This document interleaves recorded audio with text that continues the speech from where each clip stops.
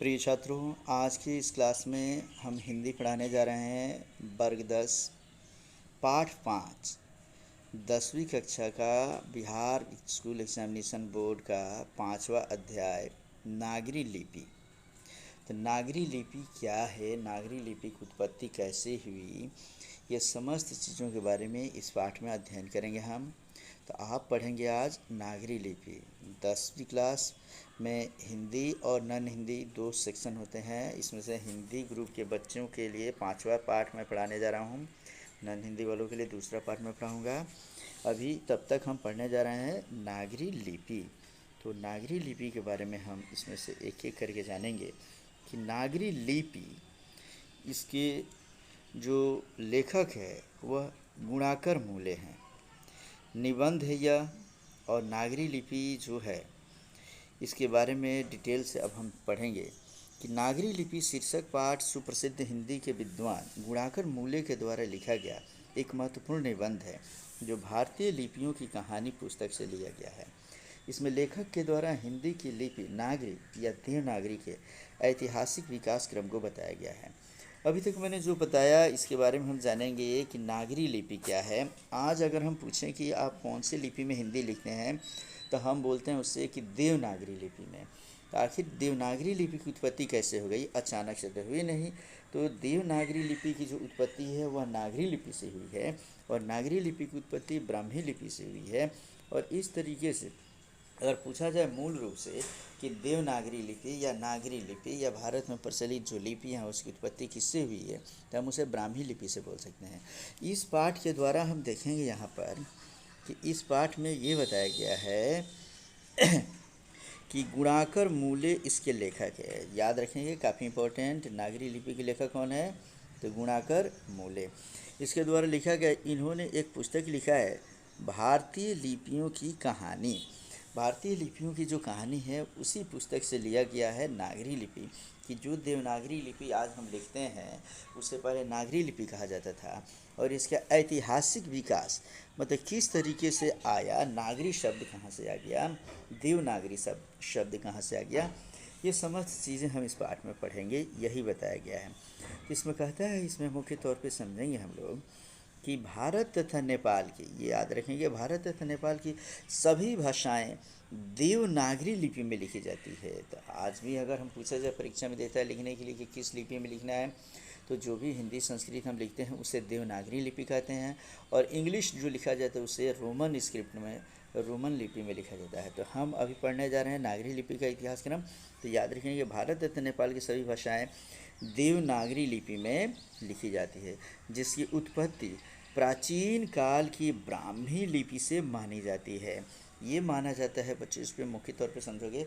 जैसे इसमें दिया हुआ कि संस्कृत, प्राकृत, नेपाली, नेवारी, सब नेपाल की भाषा है, मराठी, ये सभी लिपियाँ देवनागरी लिपि में लिखी जाती है। इसको एक बार फिर से समझेंगे। हमने बताया कि जब इस संसार की उत्पत्ति हुई, ये माना जाता है कि ब्रह्मा ने इस संसार की उत्पत्ति की, तो ब्रह्मा ने एक लिपि विकसित की जिसे ब्राह्मी लिपि के नाम से हम जानते हैं। तो याद रखेंगे हम लोग कि संसार की ये जो भी लिपियाँ हम भारत में पढ़ेंगे, इसमें से जैसे संस्कृत, प्राकृत, नेपाली, नेवारी, मराठी, ये सभी की सभी लिपियाँ जो है वह देवनागरी लिपि में लिखी जाती है। तो अचानक से देवनागरी नहीं आई। जिस देवनागरी को हम कहते हैं आज, वह पहले नागरी लिपि के नाम से जानी जाती थी और नागरी लिपि उसके पहले ब्राह्मी लिपि के नाम से जानी जाती थी। तो इस तरीके से इसके ऐतिहासिक क्रम को जो हम पढ़ेंगे उसके पहले थोड़ा सा दक्षिण भारत की भी हम चर्चा करते हैं कि दक्षिण भारत की जो लिपियाँ हैं, तो दक्षिण भारत की लिपियाँ जैसे तमिलनाडु की तमिल हो गई, केरला की मलयालम लिपि हो गया, उसी बाद तमिलनाडु, इसमें आंध्र प्रदेश का, तेलंगाना का तेलुगु हो गया, कर्नाटक का कन्नड़ भाषा हो गया। तो ये सब वहाँ की जो अलग अलग भाषाएं हैं, तो वहाँ पे भी जो लिपि, इस सब भाषाओं को जो लिखने की जो परंपरा है उस सब भी नागरी लिपि की तरह ही ब्राह्मी लिपि से विकसित हुई है। माने साउथ की जो लिपियाँ हैं वो भी ब्राह्मी लिपि से ही विकसित हुई। अर्थात भारत की जो भी लिपियाँ हैं मूल तौर पे कहा जाए तो उसे हम ब्राह्मी लिपि से उसका विकास मानते हैं।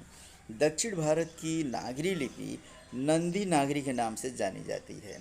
याद रखेंगे, पूछता है कि दक्षिण भारत में नागरी लिपि को किस लिपि के नाम से जानते हैं, तो हम उसे याद रखेंगे नंदी नागरी। काफ़ी इंपॉर्टेंट 1 नंबर का क्वेश्चन ये पूछता है, 1 नंबर का। तो इसे हम याद रखेंगे कि दक्षिण भारत की जो नागरी लिपि है या दक्षिण, उसे किस नाम से जानते हैं, तो नंदी नागरी के नाम से। यह नाम सबसे पहले विजयनगर के राजाओं के लेखों, यहाँ याद रखेंगे विजयनगर के जो राजा थे उनके लेखों की लिपि को दिया गया। ईसा की 8वीं-9वीं सदी में, इसे याद रखेंगे, ईसा की 8वीं-9वीं सदी में नागरी लिपि का प्रचलन सारे भारत में था। मतलब इसको हम एक तरीके से समझेंगे कि नागरी लिपि जो है वह एक एक करके जो हम पढ़ेंगे इसमें से, कि दक्षिण भारत की जो नागरी लिपि थी उसे नंदी नागरी के नाम से जाना जाता था, या उत्तर भारत की जो नागरी लिपि थी ईसा की 8वीं-9वीं सदी में पूरे देश में नागरी लिपि का प्रचलन था। उस समय उसको देवनागरी न कहकर नागरी लिपि कहा जाता था। तो इस तरीके से आगे पढ़ेंगे हम लोग कि गुजरात के, फिर अब इस लिपि की उत्पत्ति कैसे हो गई, देवनागरी लिपि की उत्पत्ति कैसे हुई, या पूछता है कि नागरी लिपि के ऐतिहासिक क्रम को बताएं। तो ऐतिहासिक क्रम को बताने की बात हो या देवनागरी लिपि की उत्पत्ति की बात हो, तो उसकी एक कहानी है, मत है, उसके लिए 3 मत है और तीनों मत को हम यहाँ अध्ययन करेंगे। इसमें से सबसे पहला मत ये है कि गुजरात के नागर ब्राह्मणों ने, याद रखेंगे काफ़ी इंपॉर्टेंट, गुजरात के नागर ब्राह्मणों ने पहल जिस लिपि का प्रयोग किया उसे नागरी लिपि के नाम से जाना जाता है। मतलब ये माना जाता है कि गुजरात में एक ब्राह्मण थे जिन्हें नागर ब्राह्मण कहा जाता था, और नागर ब्राह्मणों ने जिस लिपि का सर्वप्रथम प्रयोग किया उसे ही नागरी लिपि के नाम से हम जानते हैं। अब इसमें से नेक्स्ट है दूसरा मत। दूसरा मत को लिखने के लिए हम पैराग्राफ चेंज करेंगे और पैराग्राफ चेंज करके लिखेंगे कि दूसरे मत के अनुसार काशी देवों का नगर है, इसलिए यहाँ प्रयुक्त लिपि को सर्वप्रथम देवनागरी कहा गया। मैंने पहला मत जो था हमारा, समझो कि गुजरात के नागर ब्राह्मणों से था, और दूसरा मत है वो काशी से है।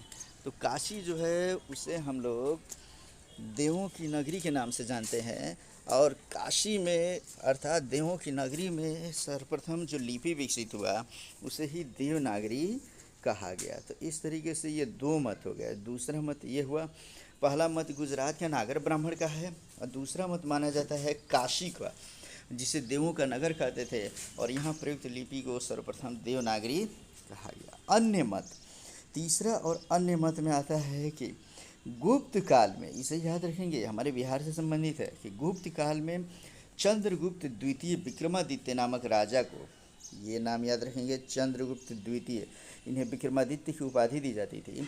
इस राजा को देव के से भी संबोधित किया जाता था। माने चंद्रगुप्त द्वितीय विक्रमादित्य इतने न्यायप्रिय थे कि इन्हें देव के नाम से संबोधित किया जाता था, और उनकी राजधानी पटना थी जिसे देवनगर भी कहा जाता था। अर्थात चंद्रगुप्त द्वितीय विक्रमादित्य बिहार में पटना अपनी राजधानी रखे थे, और वहाँ पे जो उनका नगर था तो उस नगर में देव के नाम से चंद्रगुप्त द्वितीय को जाना जाता था, और इसीलिए उनकी राजधानी को देवनगर भी कहा जाता था। और यहाँ पे जो लिपि विकसित हुई, लिखा है यहाँ पर कि इसलिए यहाँ की लिपि को ही, माने देवनगर में जो लिपि विकसित हुई उस लिपि को ही देवनागरी लिपि के नाम से जाना जाता है। ये कहता है पादता डित्तकम नाटक में ये बताया गया है। याद रखें कि पादता डित्तकम नाटक, इस तरीके से नागरी लिपि के ऐतिहासिक क्रम को हमने पढ़ा। सबसे पहला जो क्रम इसका पढ़े थे हम लोग, वह पढ़े थे गुजरात के नागर ब्राह्मणों ने सर्वप्रथम जो लिपि विकसित की उसे नागरी लिपि कहते हैं। दूसरा मत है इसका कि काशी देवों का नगर है, और देवों के नगर में जो लिपि प्रयुक्त हुई उसे देवनागरी कहा गया। और तीसरा और अन्य मत है कि गुप्त काल में चंद्रगुप्त द्वितीय विक्रमादित्य बिहार के एक प्रसिद्ध शासक थे, प्रसिद्ध राजा थे। इतने न्यायप्रिय थे वे कि उन्हें लोग देव की नाम से उपाधि दे रखे थे, और उनकी जो नगरी थी माने पटना, जिसकी तुलना इंद्रसन से की गई है, और वहाँ पे जो लिपि विकसित हुई उसे देवनागरी लिपि कहा गया। और ये स्रोत पता चलता है पादता डितकम नाटक में। उसी प्रकार ऐतिहासिक क्रम की अगर बात करें तो ऐतिहासिक रूप से 1030 ईस्वी में, इसे याद रखेंगे, 1030 ईस्वी में अल-बरूनी नामक, ये काफ़ी इंपॉर्टेंट, इतिहास में भी पढ़ना है हम लोग को, अल-बरूनी नामक विदेशी शासक या यात्री ने मालवा में नागरी लिपि के प्रचलन की बात की, जो बताता है कि 1000 ईस्वी के आसपास नागरी लिपि प्रचलन में थी। मालवा मध्य प्रदेश में पड़ता है। अर्थात 1030 ईस्वी में अल-बरूनी, अर्थात इसे याद रखेंगे हम लोग कि 1000 ईस्वी से 1027 ईस्वी तक भारत पर महमूद गजनवी ने 17 बार आक्रमण किया था। और उसी के साथ अल-बरूनी भारत आया था।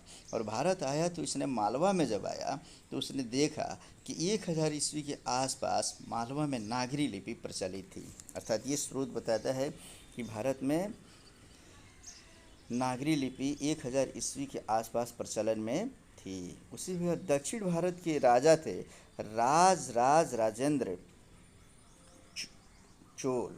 इस तरीके से राजेंद्र चोल जो शासक थे वहाँ पे, उस शासक के समय में नामक चोल राजा ने 11वीं सदी में, इसे भी याद रखेंगे, राजेंद्र चोल नामक जो राजा थे उन्होंने 11वीं सदी में सिक्कों पर नागरी लिपि में अक्षर खुदवाए थे। माने साउथ इंडिया का भी राजेंद्र चोल नामक जो शासक थे, ये बताते हैं कि 11वीं सदी में सिक्कों पर नागरी लिपि में अक्षर खुदवाए गए थे। 11वीं सदी के पूर्वार्ध में भारत में महमूद गजनवी ने भी लाहौर टकसाल में ढाले गए सिक्कों पर नागरी लिपि का प्रयोग किया था। अभी मैं बताया था कि महमूद गजनवी जब आया, आक्रमण करके जब गया, तो 11वीं सदी में उसने क्या किया थी, लाहौर में एक टकसाल बनाया और उस टकसाल में जो सिक्के थे उन सिक्कों पर जो लिपि की गई वह नागरी लिपि का प्रयोग किया गया। आगे अलग अलग शासक आए, जैसे मोहम्मद गोई, 1100, याद करेंगे हिस्ट्री में हमने बताया था कि 1191 में तराइन का प्रथम युद्ध पृथ्वीराज चौहान के साथ किया था, जिसमें यह हार गया था। और 1192 में पृथ्वीराज चौहान को इसने पराजित किया। उसके बाद अलाउद्दीन खिलजी, यह दिल्ली सल्तनत के खिलजी वंश का शासक था। शेर शाह सूरी जो बिहार का शासक था। अकबर, दक्षिण भारत के श्रीलंका परंपरा के पराक्रम बाहु, भद्रबाहु जैसे शासकों ने भी नागरी लिपि का इस्तेमाल सिक्कों पर किया है। इस तरीके से परीक्षा में पूछता है इसमें से कौन नागरी लिपि का इस्तेमाल अपने सिक्कों पर नहीं किया, तो कौन कौन किया ये याद रखेंगे। मोहम्मद गोरी रखेंगे हम लोग, गजनवी को रखेंगे, याद रखेंगे, अलाउद्दीन खिलजी, शेर शाह, अकबर, दक्षिण भारत के पराक्रम बाहु, भद्रबाहु, इस सब ने नागरी लिपि का इस्तेमाल अपने सिक्कों पर किया है। तो इस तरीके से हम कंफर्म करते हैं कि 11वीं सदी तक, इसे याद रखेंगे कि 8वीं 9वीं सदी में शुरुआत हो गया इसका, और 11वीं सदी तक नागरी लिपि, फिर 12वीं सदी से देवनागरी लिपि की शुरुआत हो गई। अर्थात जिस 8वीं 9वीं सदी से नागरी लिपि की शुरुआत हुई थी, 11वीं सदी तक उसे नागरी लिपि कहा गया, और वही लिपि 12वीं सदी में आते आते देवनागरी लिपि के नाम से प्रचलित हो गई। और इसी के साथ ये लेसन हमारा समाप्त होता है। इसमें एक क्वेश्चन है जो पूछता है कि नागरी को देवनागरी क्यों कहते हैं। यह क्वेश्चन इंपॉर्टेंट क्वेश्चन है इसमें से, कि नागरी को देवनागरी क्यों कहते हैं। तो इसकी वही उत्पत्ति से संबंधित जो मैंने बताया था उसको हम बताएंगे कि नागरी नाम के उत्पत्ति को लेकर विद्वानों में मतभेद है। इसका उत्तर ठीक से देखेंगे कि विद्वानों में मतभेद है। कुछ लोग इसे गुजरात के नागर ब्राह्मणों के नाम पर नागरी नाम रखा है। कुछ लोग काशी नगर को देव का नगर मानकर काशी नामक नगर देवनगर के नाम पर वहाँ प्रयुक्त लिपि को देवनागरी कहते हैं। इसी प्रकार इसमें आगे मैं बताया था कि गुप्त वंश के शासक चंद्रगुप्त द्वितीय विक्रमादित्य को देव की उपाधि प्राप्त थी, जिसकी राजधानी पटना थी, जिसको देवनगर के नाम से जाना जाता था। और इसी काल से नागरी लिपि बदलकर देवनागरी लिपि हो गया। इस तरीके से नागरी लिपि किस तरीके से देवनागरी हो गया, इसकी उत्पत्ति मूलतः अगर कहा जाए तो ब्राह्मी लिपि से ही है। ये हमारे दिमाग में बैठ जाना चाहिए बच्चों। अब एक क्वेश्चन इसमें कहता है कि ब्राह्मी लिपि और सिद्धड़ लिपि की तुलना में नागरी लिपि की मुख्य पहचान क्या है। यह क्वेश्चन भी इम्पोर्टेंट है। दो क्वेश्चन इसमें का इम्पोर्टेंट क्वेश्चन है कि ब्राह्मी लिपि और सिद्धड़ लिपि की तुलना में नागरी लिपि की मुख्य पहचान क्या है। तो कहता है गुप्त काल की ब्राह्मी लिपि तथा बाद की सिद्धड़ लिपि। माने गुप्त काल में सबसे पहले ये ब्राह्मी लिपि शुरू से ही है, और उसके बाद जो आई है वह सिद्धड़ लिपि कहलाई है। बाद की सिद्धड़ लिपि के अक्षरों के सिरों पर छोटी आड़ी लकीरें या छोटे ठोस त्रिकोण होते हैं। लेकिन नागरी लिपि की मुख्य पहचान यह है कि इसके अक्षरों के सिरों पर पूरी लकीरें बन जाती है और ये सिरों रेखाएं उतनी ही लंबी रहती है जितनी कि अक्षरों की चौड़ाई होती है। अब इस चीज़ को थोड़ा सा समझेंगे बच्चों। यहाँ पे हम एक प्रकार से ब्राह्मी लिपि या सिद्धड़ लिपि की बात करें और यहाँ पे अगर लिखना हो कलम, तो कलम लिखने के लिए वो अगर हम ब्राह्मी लिपि सिद्धड़ लिपि की बात करते हैं तो कलम लिखने के लिए ये देख लो, ये लिखे,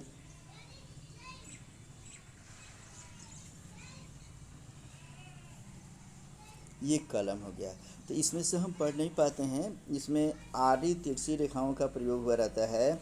और ऊपर हमने बताया कि इसमें यहाँ पे देख लेंगे इनके अक्षरों के सिरों पर आड़ी और छोटी लकीरें या छोटे छोटे त्रिकोण बने होते हैं। जैसे क लिखना हो तो ये देख लो, यहाँ हम लिखेंगे, ये त्रिकोण की तरह ये बने रहते हैं। लेकिन वही अगर हम यहाँ अपनी लिपि की बात अगर करते हैं, मतलब देवनागरी लिपि की बात करते हैं, तो जैसे वहाँ पे जितनी ये लंबाई होती है, याद रखेंगे, जैसे क लिखना है तो जितनी ये लंबाई होती है उतनी ही इसकी ये चौड़ाई कर दी जाती है। तो इस तरीके से ये लंबाई और ये चौड़ाई दोनों करीब इसकी सेम होती है। ल भी लिखना हो बिल्कुल एकदम ल लंबाई चौड़ाई सेम, म लिखना हो लंबाई चौड़ाई सेम कर लेते हैं। इस तरीके से ये हमारी देवनागरी लिपि हुई। और यहीं पे अगर हम सिद्धड़ लिपि की बात करेंगे तो सिद्धड़ लिपि की अगर बात करेंगे और वहाँ पे लिखना हो कलम, तो ये देखो, ये इसकी लंबाई और चौड़ाई कोई फिक्स नहीं होती है। दूसरी बात कि इसको लिखने के समय आड़ी तिरछी रेखाएं का प्रयोग हम कर लेते हैं। तो इस तरीके से ये कलम, इसको लंबा भी खींच सकते हैं, छोटा भी खींच सकते हैं। और इसके किनारे पर ये जो भी होते हैं ना, यहाँ पे त्रिकोण बने रहते हैं या फूल पत्ती भी बने रहते हैं। जैसे साउथ में अगर हम बात करेंगे, साउथ की नंदी नागरी लिपि की बात करेंगे और वहाँ पे लिखना हो तो वो भी क लिखते हैं। लेकिन ये क लिखेंगे और उसी में क में ल में म मिलाएंगे और यहाँ पे सीधी लकीरें ना खींचकर यहाँ पे फूल पत्ती की तरह ये घुमा देते हैं, तो वो कलम ऐसे होता है। तो इस तरीके से सिद्धड़ लिपि और ब्राह्मी लिपि जो होती है उसमें हम थोड़ा सा यही दिमाग में रखेंगे, ये दोनों लिपियाँ जो होती है आड़ी लकीरें होती है या ठोस त्रिकोण बने होते हैं। और हमारी जो देवनागरी लिपि होती है उस देवनागरी लिपि में मुख्य तौर पर लंबाई और चौड़ाई यहाँ के जो अक्षरों की सेम होती है। इस तरीके से ये अध्याय हमारा समाप्त हुआ। इसे पढ़ेंगे, समझेंगे, देखेंगे एक बार दो बार। और अगर कोई दिक्कत होती है तो फिर से मैं बता दूं कि मुझे कोई परेशानी होती हो तो जेडी सर के पास में आप कॉल करें, एसएमएस करें, पूछें, फ़ोन करें और इसको बढ़िया से तैयार करें। 5वां अध्याय के बाद फिर 6ठे अध्याय की हम तैयारी कर रहे हैं। अब अगले वीडियो में इसका 6ठा अध्याय पढ़ेंगे हम।